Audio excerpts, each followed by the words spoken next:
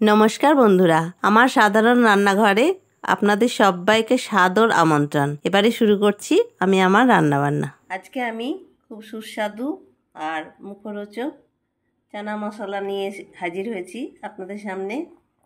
এটা রুটি, পরোটা, লুচি, ডালপুরি সবের সঙ্গে খুব ভালো লাগে। আমি খুব ঘরোয়াভাবে রান্নাটা করেছি। এবারে আসুন রান্নাটা আমি শুরু করি। এই কাবলি ছোলাটা আমি ঘন্টা 5 ভিজিয়ে রেখেছিলাম, ভালো মতোই ভিজে গেছে। এবারে আমি এটাকে সেদ্ধ করে নেব। আমি সামান্য একটু লবণ আর হলুদ দিয়ে আমি এটাকে সেদ্ধ করে নেব। খুব ভালো মতো আমার ভিজে গেছে। কড়াইটা আমার গরম হয়ে গেছে। আমি কড়াই সর্ষের তেল দিয়ে দিয়েছি আর দিয়ে দিচ্ছি একটু দারচিনি।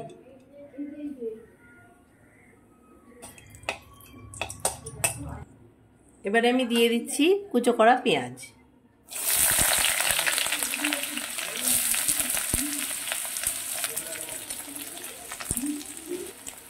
পেঁয়াজটা আমি বেশ ভালো করে ভেজে নেব। পেঁয়াজটা আমার খুব ভালো মতো ভাজা হয়ে গেছে। এরকম লালচে লালচে করে আমি ভেজে নিয়েছি। এবার আমি দিয়ে দিচ্ছি রসুন বাটা। আমি 2 চামচ রসুন বাটা দিয়ে দিলাম।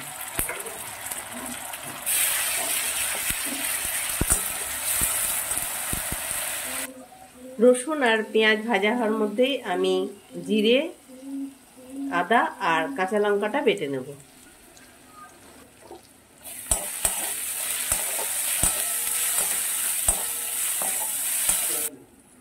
পেঁয়াজ আর রসুনটা আমার খুব ভালো মতো ভাজা হয়ে গেছে। আমি দিয়ে দিচ্ছি, আমি জিরে, আদা আর কাঁচা লঙ্কাটা বেটে নিয়েছি, সেই জিরে, আদা, কাঁচা লঙ্কা বাটাটা দিয়ে দিলাম।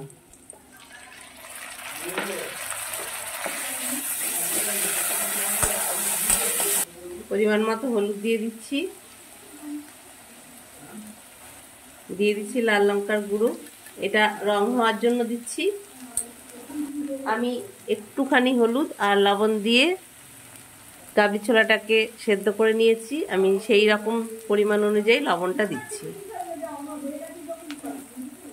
আর স্বাদ মতো একদম একটুখানি চিনি দিচ্ছি। আপনারা চাইলে চিনি দিতেও পারেন, নাও দিতে পারেন।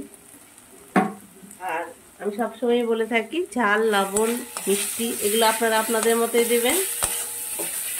এবার আমি মশলাটাকে খুব ভালো করে কষিয়ে নেব। আমি দিয়ে দিচ্ছি টমেটো, কুচো করে রেখেছি টমেটোগুলো, আর একটু ধনে পাতাও আমি দিয়ে দিলাম।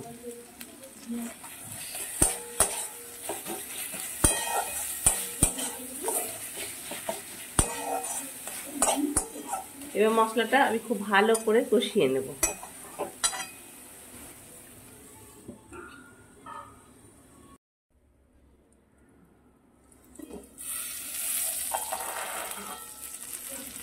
মশলাটা দিয়ে আমার পুরো তেল ছাড়া ছাড়া হয়েছে, একদম খুব সুন্দর কষা হয়ে গেছে, এরকম লাগো লাগো হয়ে গেছে।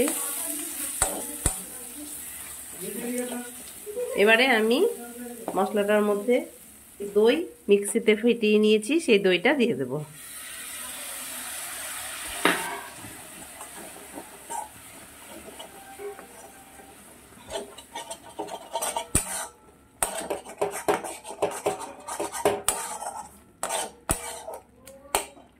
এইভাবে আরো কিছুক্ষণ মশলাটা আমি কষিয়ে নেব। মশলাটা আর খুব ভালো মতো কষানো হয়ে গেছে আর মশলাটা দিয়ে খুব সুন্দর তেল ছেড়েছে। আমি এই সময় দিয়ে দিচ্ছি 1 চামচ ঘি আর দিয়ে দেবো একটু কসুরি মেথি। এই কসুরি মেথিটা দেওয়ার জন্য চানা মশলার গন্ধটা কিন্তু খুবই সুন্দর হয়। আর বাড়িতে এইভাবে চানা মশলা করলে যে কোনো অনুষ্ঠান বা ভালো কোনো অনুষ্ঠানের দিন এইভাবে চানা মশলা করে নিলে লুচি বা ডালপুরি সবের সঙ্গে এটা খুব ভালো লাগে। আর এর আগে আমি তো লুচি, ডালপুরি এগুলোর ভিডিও দিয়েছি, আপনারা চাইলে দেখে নিতে পারেন। মশলাটা আমার কষানো হয়ে গেছে। আমি এবারে সেদ্ধ করে রাখা এই কাবলি ছোলাগুলো এর মধ্যে দিয়ে দেব। আপনারা চাইলে আলুও দিতে পারেন, আলু দিলেও কিন্তু খুব ভালো লাগে খেতে। আমি আলু দিচ্ছি না, আমি আলু ছাড়াই করছি। এটা আমার কাবলি ছোলা রান্না করা প্রায় হয়ে এসেছে। এবারে আমি এটাকে ঢাকা দিয়ে বেশ কিছুক্ষণ ফুটিয়ে নেব। এভাবে আমি আরো খানিকক্ষণ এটাকে ঢাকা দিয়ে ফুটিয়ে নেব। আমি দিয়ে দিলাম 2টো কাঁচা লঙ্কা আর দিয়ে দিচ্ছি 1 চামচ ঘি।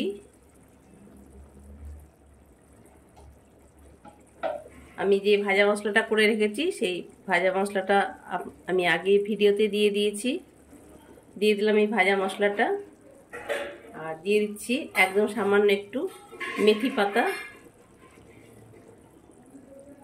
আর দিয়ে দিচ্ছি একটু ধনে পাতা। আমি এইরকমই রাখবো। এটা লুচি, পরোটা, রুটি সবের সঙ্গে খুব ভালো লাগবে, ডাল পুরি। আপনারা চাইলে এইভাবে বাড়িতে চানা মশলা করে নিতে পারেন। এটা খেতে যেমন সুস্বাদু হয় তেমনি ঘরোয়াভাবে রান্না করলে এটা খেতে বেশ ভালোই লাগে। আমার রান্না যদি আপনাদের ভালো লাগে তাহলে অবশ্যই জানাবেন, জানালে আমার ভালো লাগবে। ভালো থাকুন, আনন্দে থাকুন। ধন্যবাদ।